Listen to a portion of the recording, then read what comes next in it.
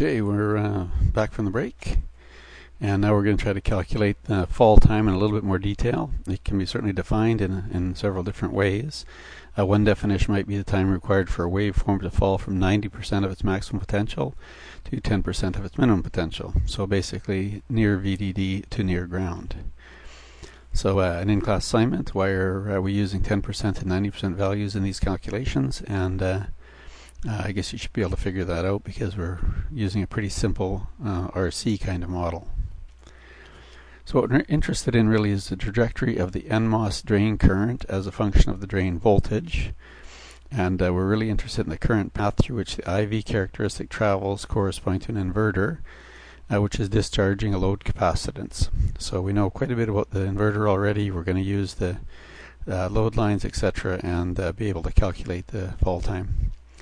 We have one other assumption here, the infinite slew rate, which basically means that we're switching the input infinitely quickly, and we'll sort of discuss some of those consequences later. So this is where we're going to start our discussion. We want to find out this trajectory of the inverter drain current as a function of the output voltage. And so we're going to basically look at, let's say, an initial operating point where the output is high, and it's going to have to follow this curve that is parameterized by the NMOS transistor with a particular gate voltage on it, initially through the saturation region, transition to the linear region, and then down to the operating point after total discharge of the output capacitance.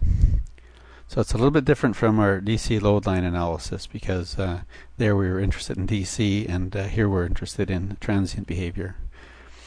So this is sort of just a review of what we're looking at. We have the output voltage as a function of time. We're initially holding an output voltage of VDD, and we'll then switch the inverter, basically put VDD on the input, and we'll look at the output voltage change. And what we're interested in really is a calculation of this time.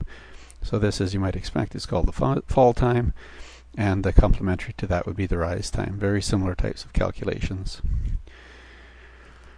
So this, again, just bear in mind what we're looking at. We're looking at this inverter here. We're looking at it talking to a load, and it is really analyzed in terms of driving an equivalent circuit. So this inverter over here is perhaps the load of this one, and it's identical to it.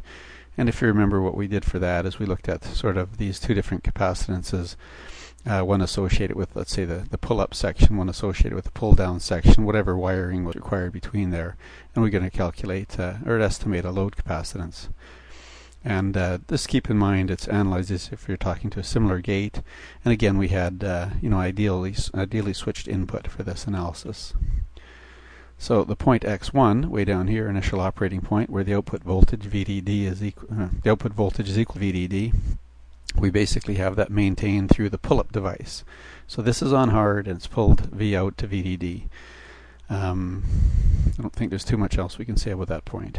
So at some point in time, we switch the input from 0 to VDD, and that means we have VDD on the gate immediately of this device. So we can determine the mode of this device. Of course, now we have a VGS equal to 0 here, so it's off, it's out of the picture, and what we're left with is this curve associated with that NMOS transistor, which is parameterized by gate voltage of 5 volts, or VDD in this particular case.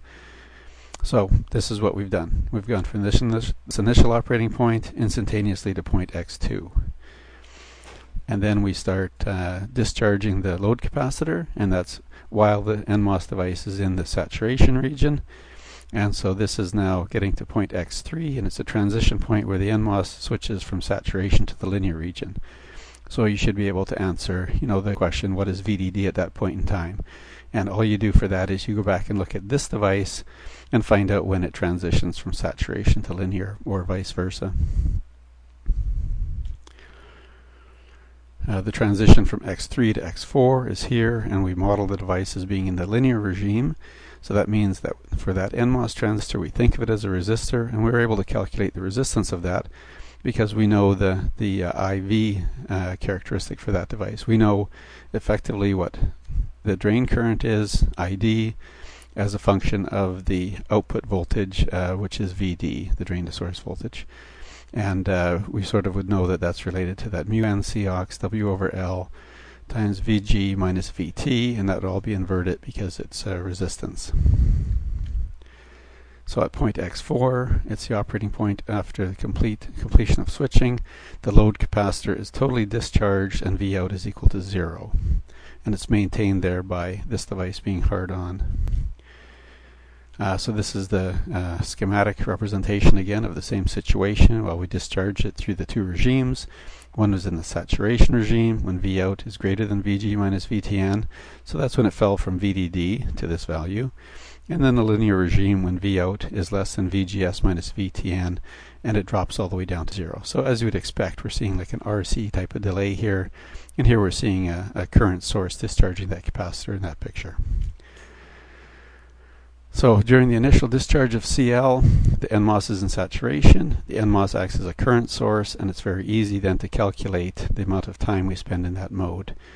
When the output voltage drops and VDS is equal to VGS minus VTN, i.e. when we transition from saturation to linear, it looks like a resistor, and again we have a pretty reasonable estimation for the time it's going to take because we know that it's an RC type of delay and it's an exponential voltage drop.